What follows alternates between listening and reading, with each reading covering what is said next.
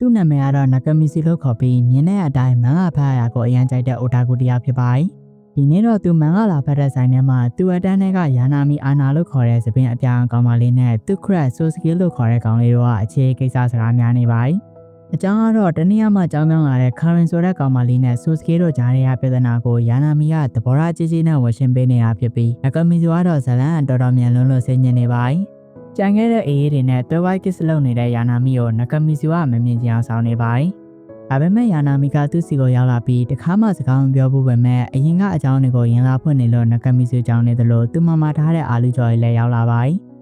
ငယ်ကကြီးလာရင်သူမိမလောက်ခိုင်းမှပြောခဲ့ရပြီးအဲ့ဒီနွားမသာပေါ်မလာရင်အဆင်ပြေနေပြီဆိုတာတွေစောစောသာဖွင့်ပြောခဲ့ရင်အခြေအနေတွေပြောင်းသွားမှဆိုပြီးစုံပလုံးစီအောင်တောင်းညံနေလို့ Nakamizu စိတ်ညစ်နေပါတယ်။ဆိုကမှသူ့လိုလူမျိုးတွေကိုရည်ညွှန်းတဲ့ဝါရတာတစ်ခုရှိပြီးအဲ့ဒါကတော့တခြားမဟုတ်ပဲအရှုံးသမားဇာတ်လိုက်ဖြစ်ပါတယ်။ရေပိုက်ကောင်းရေရဲ့အရာသာကိုတီးတဲ့သူကတော်တော်လေးနေပြီးအဲ့ဒီထဲမှာဆရာကြီး Nakamizu ပါပါတယ်။မနက်ပိုင်းဆိုရေတန်းကြီးနဲ့အဝေးဆုံးကယ်လိုရီနဲ့အနည်းဆုံးယူရေတက်ပြအောင်တော့ပါတယ်။ပြီးရင်တော့ကိုယ့်ရဲ့စာသင်ကုန်းမှာသူများလာတိုင်းပြီးအာရုံနောက်ဆရာမြင်ကွင်းတွေကိုမမြင်ချင်လို့တေချာတွက်ချက်ပြီးမှပြန်တဲ့စီးစီကန်းရှိအထက်တန်းကျောင်းသားလေးဖြစ်ပါတယ်။အတန်းထဲကိုရောက်တော့ဆီယာမကအစည်းအဝေးထွက်သွားပြီးသူများအတွက်ချမှညက်နေတဲ့ယာနာမီကိုပဲ Nakamizu ကကြလာခဲ့ပါတယ်။ဆိုကမှမနေ့ကသူစိုက်ပေးထားတဲ့ပတ်စံရောက်ဆိုတော့ယာနာမီကလည်းပတ်စံရင်ပါမလာလို့ထမင်းစားချိန်အနောက်ဘက်ကျောင်းဆောင်အဟောင်းလေကားကိုလာခဲ့ဖို့ချိန်လိုက်ပါတယ်။လမ်းမှာတော့ဈေးတပလင်းလုံးကိုခွက်ပုံးချလာတဲ့အတန်းမိုင်ဆီယာမအာမနာစုစန်းဆဲကိုသွားရမယ်အတန်းကိုညွှန်ပေးလိုက်ရပါတယ်။ထမင်းစားချိန်ကျောင်းဆောင်အဟောင်းလေကားမှာတော့ယာနာမီကညနေကျရင်ဟိုအတွဲကကာလာအိုကေအတူတူသွားဖို့ခေါ်နေရဆိုပြီးစိတ်ညစ်နေပါတယ်။ပြည်သာကိုပြန်ကြည့်တော့မှသူမျိုးဆိုထားတာတွေကအရန်များမှန်းတည်သွားပြီးယာနာမီကတိတ်မလောက်တတ်ပင်မဲ့တခုခုအစားပြန်လုပ်ပေးမယ်ဆိုတော့ Nakamizu ကနှာဘူးကိစ္စလို့ထင်နေပါတယ်။အခုမှအပိုင်းတစ်ပဲရှိတယ်လို့အရန်မြန်နေရထင်နေပေမဲ့ယာနာမီကထမင်းမှုပြန်လုပ်ပေးမယ်ဆိုမှစိတ်ပြန်မှန်သွားပြီးပြည်သာပမာဏနဲ့ညီတဲ့အထိနေတိုင်းပြင်မယ်လို့သူ့ဘာသာသူဆုံးပြလိုက်ပါတယ်။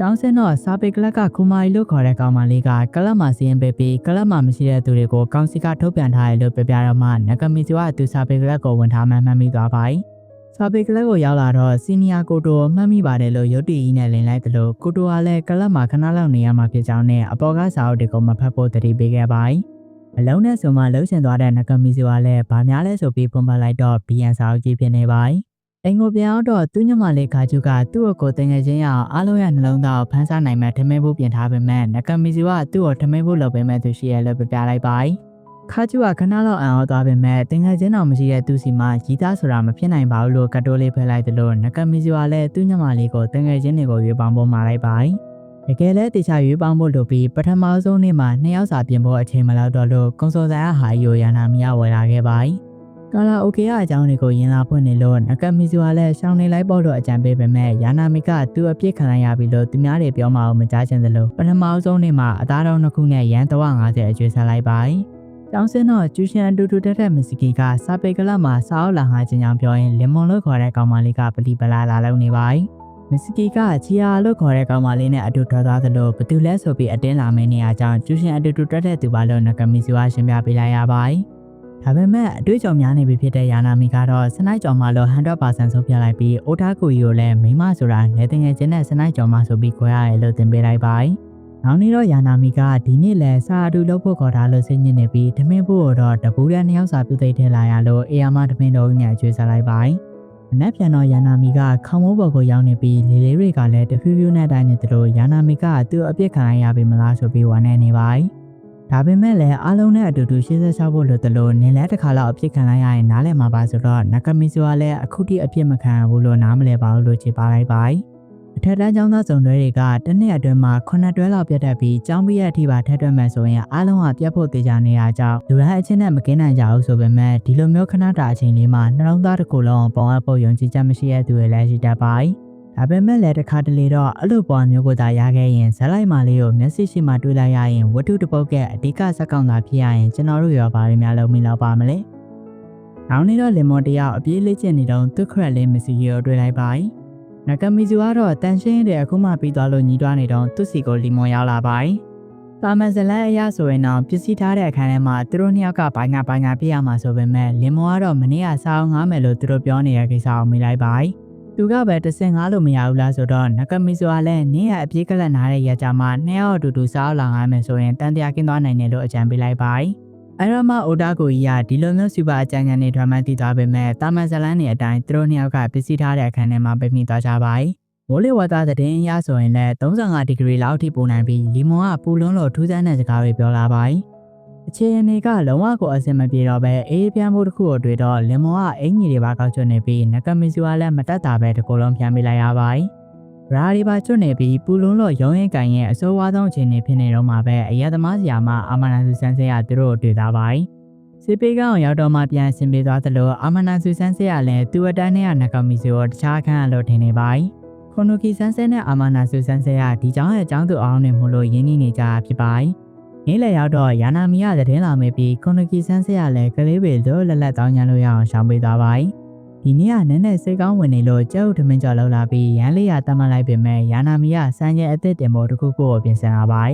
ာကျင်ငါးပွင့်အဆင့်ရှိတဲ့အဖြူအောင်စောကြောက်ထမင်းကြော်ပေါ်မှာဆန်းလိုက်တော့ဆောင်းရန်ကိုစားကောင်းသွားလို့မတက်တာပဲရန်ချောက်အောင်တတ်မှတ်ပေးလိုက်ရဒီမောကတော့ပူလွန်းလို့ဘာတွေဖြစ်ခဲ့မှမမှန်မိပဲသူ့ရဲ့နေတဲ့စာကိုယူကျွေးနေလို့နဂမီစီစိတ်ညစ်နေတယ်လို့မစ္စကီယာလည်းသတင်းမေးဖို့ရောက်လာသူနောက်မှာလည်းချီရတာကစာကိစ္စနောက်မှဖုံးဆက်လိုက်မယ်လို့လာပြောသွားတယ်လို့မစ္စကီယာလည်းလီမွန်ကျူဆိုင်ပေါ်မှာရဲ့ယနေ့ဘက်ကလပ်ကိုရောက်တော့စီနီယာကိုတိုစာအုပ်တွေတခြားသူကိုငှားလို့ရလာလို့မေးပြီးကိုတိုကလည်းပြန်မရင်ကလပ်ထဲကိုအတင်းဝင်ခိုင်းမှာမဟုတ်လို့အဆင်ပြေကြောင်းပြ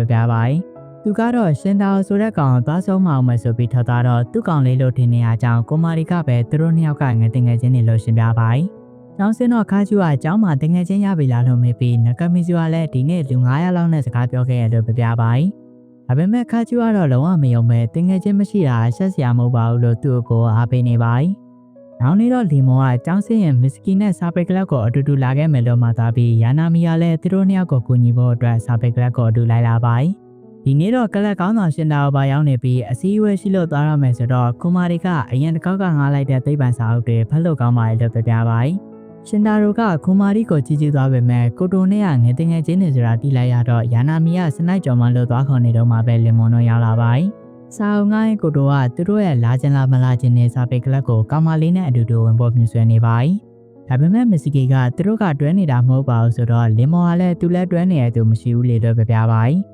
ြတွဲရသေးရတောင်ဒီလိုမျိုးလာဆိုပြီးသွားစားနေတော့မစ္စကီကလည်းအဲ့လိုမဟုတ်ပဲသူ့မှာကောင်မလေးရှိရလို့ပြလိုက်ပြီးတခန်းလုံးတိတ်ဆိတ်သွားအခြားသူမဟုတ်ပဲချီယာတာဖြစ်နေရကြောင်းမစ္စကီကိုအရင်ပြန်ဟမ်းလိုက်ပြီးတော်အနမ်းမဟုတ်ပဲတော်အငင်းခံရတဲ့လီမွန်ကစာပေကလပ်ထဲကိုမျက်ရည်တွေဘလက်ပွားနေပဲဝင်လိုက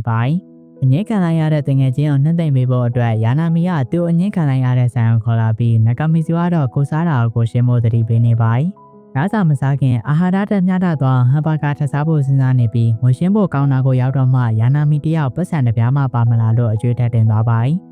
းကျောင်းမှာတော့ခွန်လိုကီဆန်းစဲရအခြေတွက်ချက်မှုတွေလုပ်နေပြီးခြေထောက်ညောင်းလာလို့လမ်းလျှောက်ထွက်လာရင်းနဲ့လင်မွန်အပြေးလေးချင်းနေတာကိုတွေ့လိုက်အင်ကိုလိုက်ပို့ပေးရမလားဆိုပေမဲ့လီမွန်ကတခုခုကိုရတော့မလို့ခန်းစားနေရလို့နောက်ဆုံးတစ်ပတ်လောက်ပြေးလိုက်အောင်မယ်ဆိုတော့ခွန်လိုကီဆန်းစဲရလည်းအားကုန်သုံးပြီးပြေးဖို့အားပေးလိုက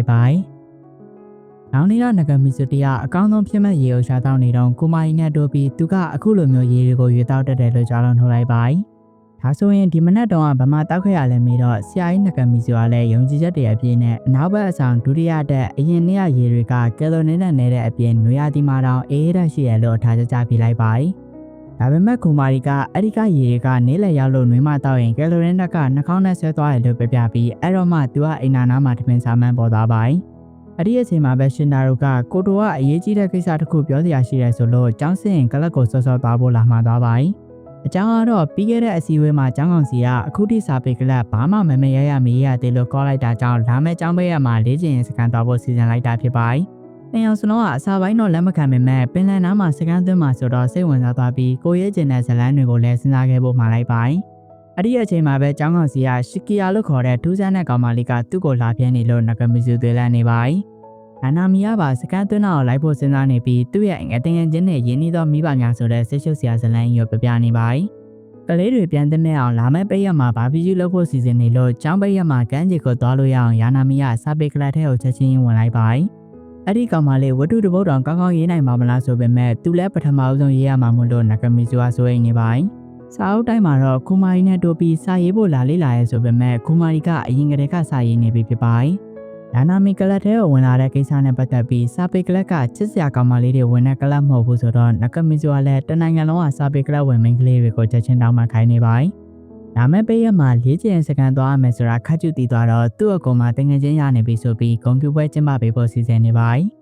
ကမ်းခြေကိုရောက်လာတော့ရှင်နာတို့ကတာမန်ရေကိုဝတ်စုံနဲ့ကိုပိုင်ရေကိုဝတ်စုံဆိုတာအများကြီးကွာခြားကြောင်းနဂမီစီကိုရှင်းပြနေပါတယ်။ပုံမှန်ဆိုရင်ကောင်မလေးတွေကပေါင်ဖော်ပို့အောင်ရှက်တတ်ပေမဲ့ကမ်းခြေဆိုတဲ့အကြောင်းပြချက်နဲ့တင်သူတို့ကိုစိုက်ကြည့်အောင်ဝတ်တက်ပြီးစိုက်မကြည့်ရမှသူတို့ကိုစော်ကားသလိုဖြစ်နေရလို့ရှင်းပြပါတယ်။အားလုံးကရောက်တုံးရောက်ခက်ရေကစားနေကြပေမဲ့လူကြောက်တက်တဲ့ခုမာကြီးကတော့တယောက်တည်းထိုင်နေပါတယ်။နဂမီစီတယောက်ရေကိုဝတ်စုံဝတ်ထားတဲ့ကောင်မလေးနဲ့ကစားခဲ့ရတဲ့ဒီနေ့ကိုဘယ်တော့မှမမေ့ဘူးဆိုပြီးဆက်ဖိဖိဖြစ်နေတော့ယာကီဆိုပါစားနေတဲ့ယာနာမီယာကီဆိုပါသွားရဖို့အကြံပေးလိုက်ပါတယ်။အခုဟာတဲ့ပိုကောင်းတဲ့ဟာဟိုဘက်နားမှာရောင်းနေရဆိုတာသူ့ရဲ့အစားအသောက်အတွေ့အကြုံတွေကပြပြနေရလို့ရှင်းပြပြီးလီမွန်နဲ့နဂမီစီကိုလွှတ်လိုက်ပါတယ်။နဂမီစီကဟိုတစ်ခေါက်ကသူမဟုတ်တာတွေပြောခဲ့မိရဆိုပေမဲ့ဒီနေ့တော့ပြောနေပါဆိုတော့လီမွန်ကချက်ချင်းပြေးဖို့ခေါ်သွားပါတယ်။နှစ်ယောက်စလုံးကချော်လဲသွားပြီးငတုံးလေးနဂမီစီကိုမင်းကလေးဆိုတာတစ်ခါတလေအယူရခံကျင်တဲ့အချိန်မျိုးရှိရလို့သမီးနေပါတယ်။အားလုံးကယာကီဆိုပါစားနေကြတော့ကိုမာရီရဲ့ဝတ္ထုကိုရှင်နာတို့ကကြောင်နာတော်ခေါင်းစဉ်နဲ့ပေးနေလို့ကိုတိုကဆုံးမနေပါတယ်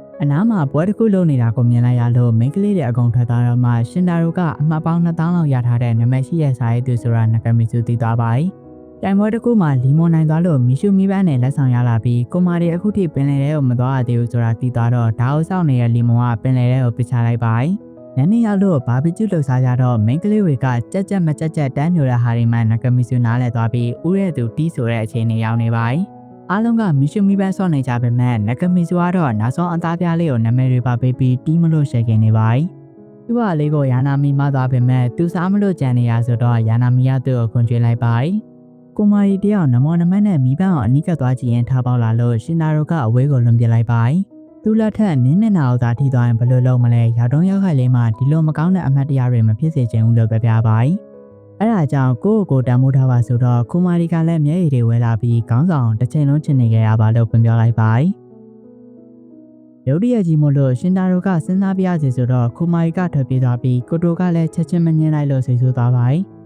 နဂမီစီတယောက်ပုံစံကြည့်ရင်ကိုမာရီမှာလည်းခွင့်ရရှိနိုင်ပြီးစီနီယာကိုတိုကအရှုံးသမားဖြစ်လာမှလားလို့တွေးနေတော့အင်နာထဲရောက်နေတဲ့ရှင်နာတို့ကသူ့စီမှာအကြံတောင်းပါတယ်။မနစ်ကခရစ်စမတ်မှာသူကိုတိုကိုဖွင့်ပြောခဲ့ပူပြီးညင်ပြီးသားလူကိုဘာလို့အဲ့လိုပြောနေရလဲနားမလည်ဘူးဆိုတော့နဂမီစီကလည်းအထင်လွဲနေရရှိနိုင်လို့စကားသွားပြောကြည့်ဖို့အကြံပေးလိုက်ပါတယ်။အဲ့ဒီအချိန်မှာပဲပလောင်းနဲ့ယာနာမီကကိုတိုအိမ်မြန်ဖို့အထုပ်တွေပြင်နေပြီဆိုလို့ရှင်နာတို့ကအနောက်ကလိုက်သွားပါတယ်။သူတို့နှစ်ယောက်တေချာလေးစကားပြောကြည့်တော့ဖွင့်ပြောတဲ့အချိန်တုန်းကအထင်နဲ့လွဲသွားမှန်းသိလိုက်ရတယ်လို့ကိုတိုကလည်းသူတစ်ချိန်လုံးစောင့်နေခဲ့တာပါဆိုပြီးသူတို့နှစ်ယောက်ကပြန်ဆင်မိသွားကြပါတယ်။ဝါဒနာအိုးလေးယာနာမီကိုလည်းနဂမီစီကဆွဲခေါ်လာပြီးသူ့လက်ကိုဘဲအထိကင်ထားအောင်မှလဲလို့မေတော်မှပြန်လွှတ်လိုက်ပါတယ်။မအုံးမှလွယ်တော့သူ့ကိုဖွင့်ပြောတော့မလို့လားပြောရင်လည်းညင်းမပါဆိုပြီးကြိုညင်းနေတော့ကိုမာရီအတွက်ပိုးတောင်မှလိုက်ဖမ်းနေတဲ့လီမွန်ကထွက်လာပါတယ်။ကိုမာရီစီကိုရောက်တော့စောစောရှင်နာတို့သူ့ကိုလာညှင်းသွားပြီးငိုချင်လာလို့တနေရာကိုသွားပေးလို့ရမလားဆိုတော့နဂမီစီကလည်းတနေရာကိုထွက်လာပြီးဒါရီပြီးရင်ဘာရီဆက်ပြအောင်မှလဲလို့တွေးနေပါတယ်။နောက်နေတော့ကိုမာရီရဲ့ဝတ္ထုကိုဘာမှမပြင်ပဲဒီတိုင်းလေးပဲတင်လိုက်ပြီးရှင်နာတို့ကိုလည်းလိုအပ်တာတွေတင်ပေးဖို့တောင်းဆိုလိုက်ပါတယ်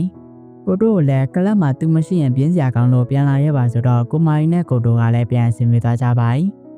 ကျောင်းနေပြန်တက်ရပြီဆိုတော့ဝတ္ထုမီရတဲ့လီမွန်ကထူးဆန်းတဲ့ပုံနဲ့ဆွဲလာပြီးနဂမီစီကလည်းယာနာမီကိုမမြင်ချင်အောင်ဆောင်နေပါတယ်။ယာနာမီတယောက်အခုတလောထူးဆန်းတဲ့အကောင်တစ်ကောင်နဲ့တွဲနေတဲ့သူ့ရဲ့အကြိုက်တွေကမကောင်းဘူး။အဲ့ဒီကောင်ကသူနဲ့ရောလိုက်လို့လားဆိုပြီးအတန်းထဲကကောင်မလေးတွေအတင်းပြောနေတာကိုနဂမီစီကြားလိုက်ပါတယ်။နေ့လည်စာစားတော့နဂမီစီကကြံနေတဲ့အကျွေးတွေအားလုံးကိုခြေပေးလိုက်ပြီးအခုလိုကောလာဟာလာတွေပြတ်နေရကိုမကြိုက်ဘူးမလားဆိုတော့ယာနာမီကလည်းသူမဟုတ်တာတခုခုလုံးမိလို့လားလို့မေးလိုက်ပါတယ်။အဲ့လိုမဟုတ်ပဲသူကဒီလိုမျိုးကောလာဟာလာတွေပြတ်နေတာကိုမကြိုက်လို့ပါဆိုတော့ယာနာမီကလည်းဒါဆိုရင်သူတို့ရဲ့ဇလန်ပြီးပေါ့အခုထိပြောခဲ့ရလို့ကျေးဇူးတင်ပါတယ်ဆိုပြီးထွက်သွားပါတယ်။စိတ်ဓာတ်ကျနေတဲ့နဂမီစီကိုလီမွန်ကတေချာလေးစကားသွားမပြောရင်နောက်နှရသွားလိမ့်မယ်လို့အကြံပေးပြီးကလပ်ကိုရောက်တော့ယာနာမီကိုတွေ့လိုက်ပါတယ်။အများနဲ့နီးလေစာအတူတူစားပေးနေတာကိုသူကမျောလင့်တယ်လို့ဖြစ်နေပေမဲ့သူကိုယ်တိုင်လည်းပြောခဲ့ရတယ်ဆိုတာကိုတော့သိစေချင်တယ်လို့နဂမီစီကပြောပြပါတယ်။ကိုမာရီကသူ့လိုမျိုးအငင်းခံလိုက်ရလို့နဲတော်နဲသေးရဲ့လို့အားလာပေးနေပြီးတွေးကြည့်ရင်လည်းတွဲတယ်လို့ဖြစ်နေရကြောင်းအငင်းခံလိုက်ရမယ်လို့ထင်ရင်လည်းထင်ကျင်လောက်စရာဖြစ်နေပါတယ်